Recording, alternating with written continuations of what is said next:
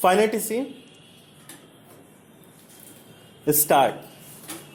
The interim government of India, also known as the provincial government, formed on 2nd September 1946 from the newly elected Constituent Assembly of India, had the task of assisting the transition of British India to independence.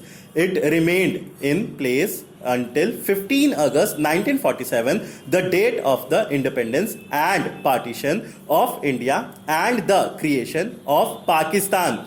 After the end of the Second World War, the British authorities in India released all political prisoners who had participated in the Quiet India movement. The Indian National Congress, the largest Indian political party which had long fought for national independence, agreed to participate in elections for a constituent assembly, as did the Muslim League. The newly elected government of Clement Italy dispatched the 1946 cabinet mission to India to formulate proposals for the formation of a government that would lead to an independent India. The elections for the Constituent Assembly were not direct elections, as the members were elected from each of the provincial legislative assemblies. In the event, the Indian National Congress won a majority of the seats, some 69%, including almost every seat in areas with a majority Hindi electorate.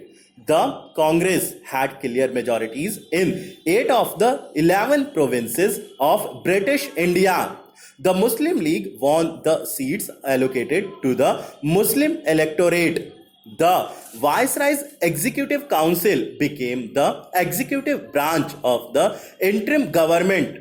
Originally headed by the Viceroy of India, it was transformed into a Council of Ministers with the powers of a Prime Minister bestowed on the Vice President of the Council, a position held by the Congress leader Jawaharlal Nehru. After independence, all members would be Indians apart from the Viceroy. In August, to become the Governor General, Lord Mountbatten, who would hold only a ceremonial position, and the Commander in Chief India, the senior Congress leader Vallabhbhai Patel, held the second most powerful position in the council, heading the Department of Home Affairs, Department of Information and Broadcasting.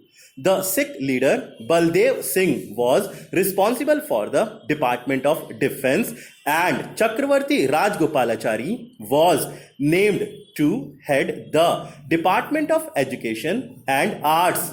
Asaf Ali, a Muslim Congress leader, headed the Department of Railways and Transport. Scheduled caste leader Jagjivan Ram headed the Department of Labour, while Rajendra Prasad headed the Department of Food and Agriculture, and John Mathai headed the Department of Industries and Supplies.